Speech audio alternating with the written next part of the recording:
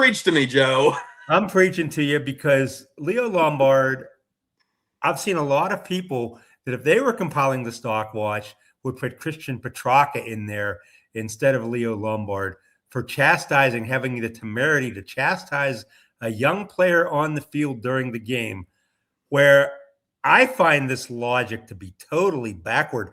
And a guy who pretty much exonerated Leo Lombard and took Christian Petracca to task was none other than Michael Voss on one of the AFL videos. And I was like, wow, to me, that's the definition of leadership when an older player, a veteran established, tries to show the other player the right way to do it. Maybe he didn't do it in the most constructive way. We don't know. And I don't think they know. They're basing it on assumptions. But to me, what I see on the vision was Christian Petracca saying something to Leo Lombard that he was trying to get him, back into the game and trying to tell him something important, where you have Lombard turning around and telling him to blank off. To me, Lombard should get criticism here, not Christian Petracca. In fact, let me go and pull this up because this is a quote from a former Melbourne great, Gary Lyon, I believe is his name. And he stuck up for Petracca, said, I wouldn't be too apologetic. This is a footy club that's not tiptoeing around trying to set a standard.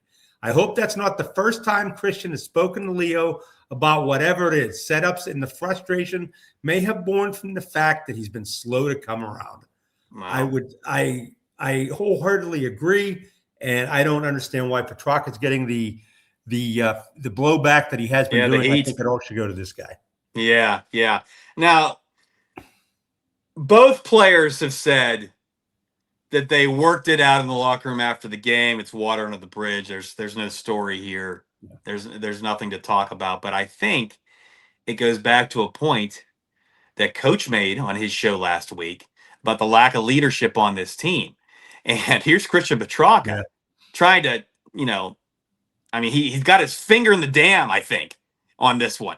He actually finds a moment to show some leadership, and he gets it thrown back into his face. Yeah, he does. Then he gets blamed for it. Yeah, and that's, if that's going to be epidemic of your team, then no wonder they've lost 9 in a row. Yeah, and are heading for potential of losing 13 in a row. Everybody expected much better. And you're throwing Petracca in here. I don't know I always thought he had a good reputation when he was with Melbourne. Yeah, but I'm surprised by the blowback he's getting on this, because in my opinion, you need someone to step up like that and try to get the younger player under control and show him the right way to do it.